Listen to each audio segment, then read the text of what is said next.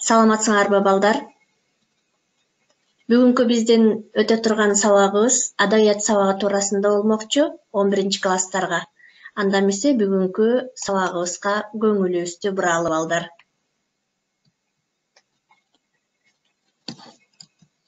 Бүгүнкү сабагыбыздын темасы Чыңгыз Айтматовдун Жамиля повести боюнча бүгүнкү сабагыбызды өтмөкчүбүз.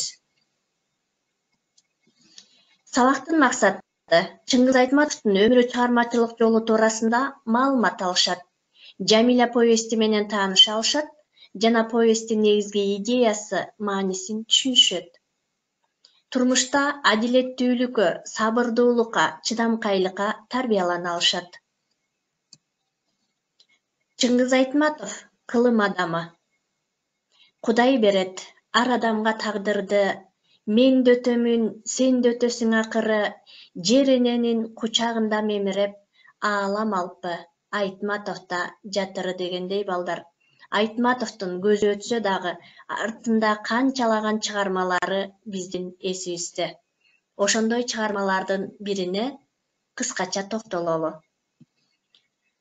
Чыңгыз Айтматов бизге канчалаган чыгармаларды жазып, жеке эле бизге эмес, дүйнө жүзүнө таанымал болгон көптөгөн чыгармалардын ээси. Ошондой чыгармалардын ичинен бүгүнкү биздин сабагыбызда Жамиля повестине токтолмокчубуз.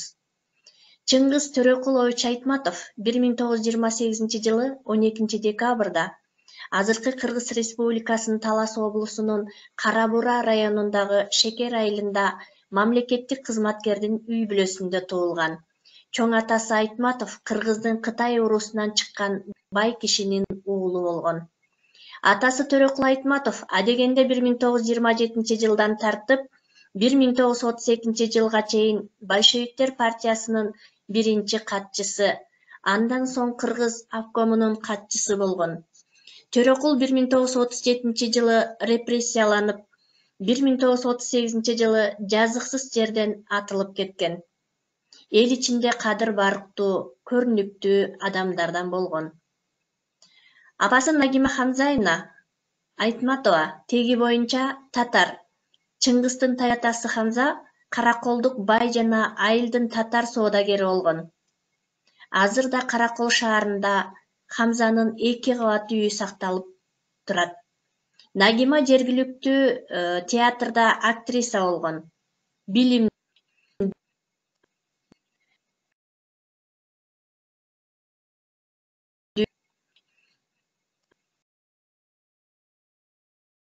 чыгармалары жана ошол чыгармалардан тартылган кинолору.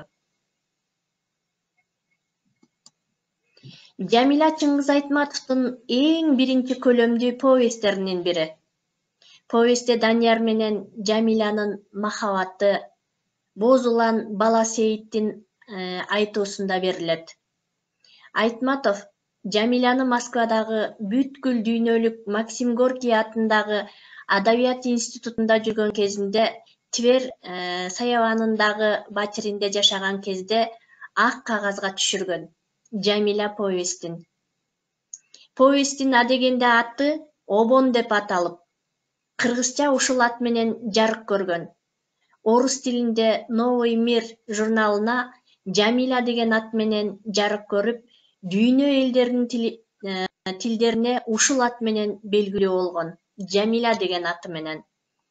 Чыгармадагы окуянын лирика, романтикалык маанайда баяндалышынан улам, повести адабиятчылар кара сөздөгү поэзия же прозадагы ыр деп да атап жүрүшкөн.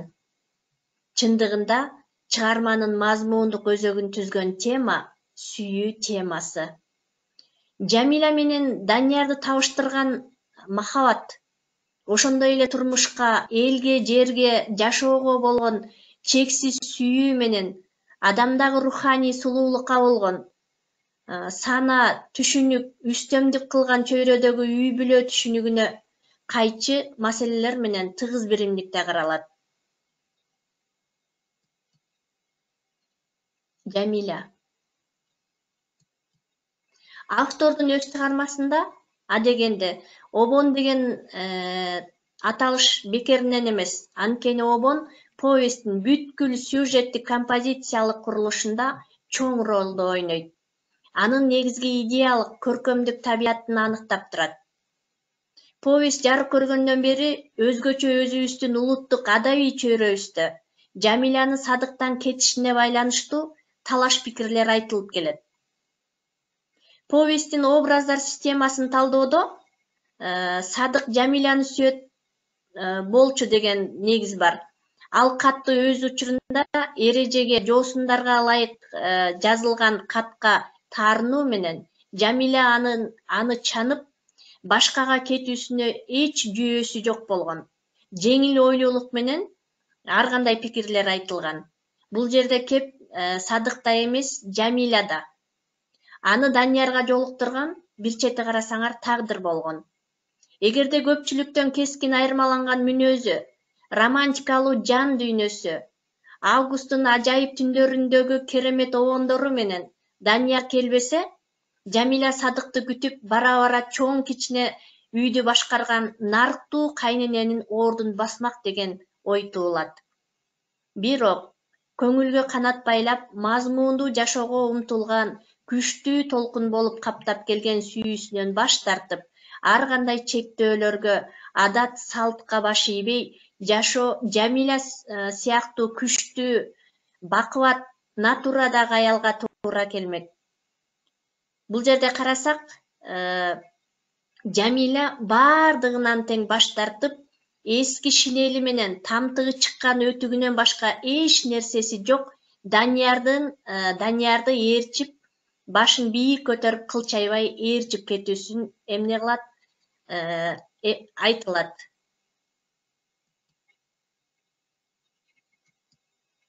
Кийин сүрөтчү болгон Сейиттин да өмүр тарыхына жылуу из калтырган балалык учурга көп убакыт өткөндөн кийин кайрылып, андагы өзү күбө болгон сүйүү баянынын тазалыгына эч шек кылбай окурмандарга эскерип айтып берет. Сүрөт тарткан боектун ар бир сүрткөн сызыгынан Даниярдын обону угулсын. Сүрөт тарткан боектун ар бир сүрткөн сызыгында Жамилянын жүрөгү оту болсун деген художник, баяндоочу Сейиттин сөзү менен повесть аяктайт.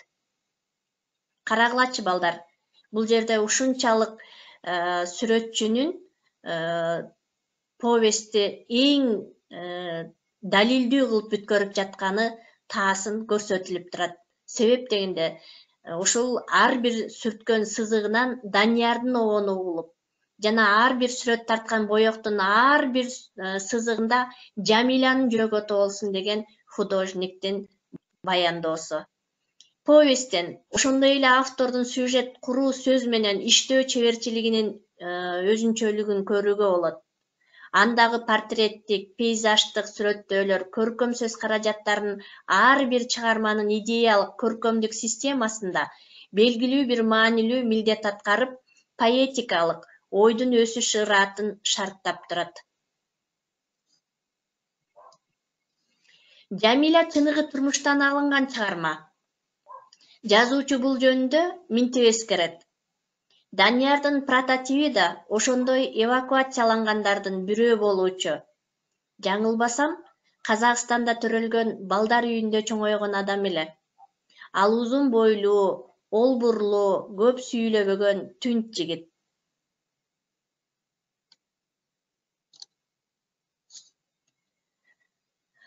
Баарынан эле согуштан алган жарааттары жеңил болбогону менен эптеп жумуш кылса болот эле. Даниярды өкмөттүн баласы дешчү, сол буту менен аксап басчу. Бир күнү ал келбеттүү, жаркылдаган жаш келинибизге кезигип калат деп эскерет. Ошентип Жамиля менен Даниярдын ортосунда улуу махабат оту жагылат. Анан сүйүүгө мас. Ал экөө ошол мезгилде мендей бир өспүрүмдүн арттарынан калбай акмалап, махабат маңдайындагы алардын кыймыл аракетин, айткан дегенин көзөмөлдөп жүргөнүн кайдан билишсин. Арийне мен да анчалык эле көзгө көрүнө бербестен, капарга да алынбаган бир кичине бала элем деп эскерет. Бирок өзүм атайлап каалабасам да, ал экөөнүн сүйүүсүнүн күбөсү болуп калдым. Кээде Данияр Жамиланы, кээде Жамиля Даниярды күтчү.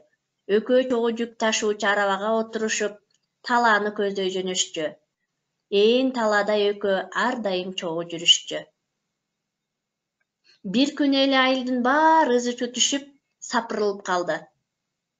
Көрсө алардын айтуусунда биздин келин фронттогу күйөөсүн күткөндөн баш тартып, кайындарын таштап, аксак Данияр менен түндө качып кетиптир, деп айтып эскерет.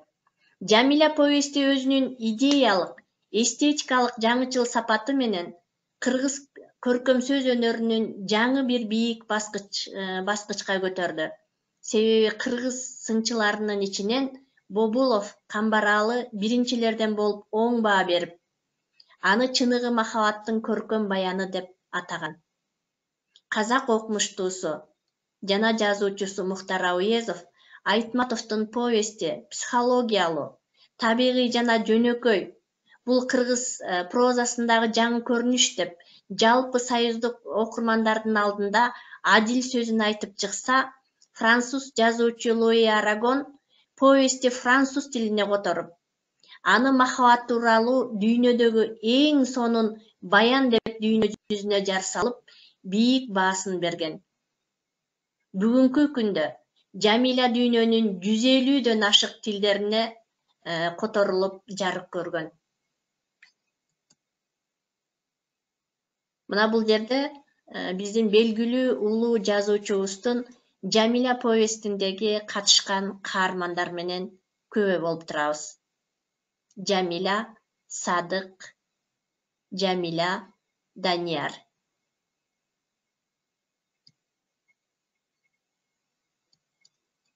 Анда эмесе балдар, бүгүн биз Чыңгыз Айтматовдун Жамиля повести туурасында кыскача маалымат ала алдык.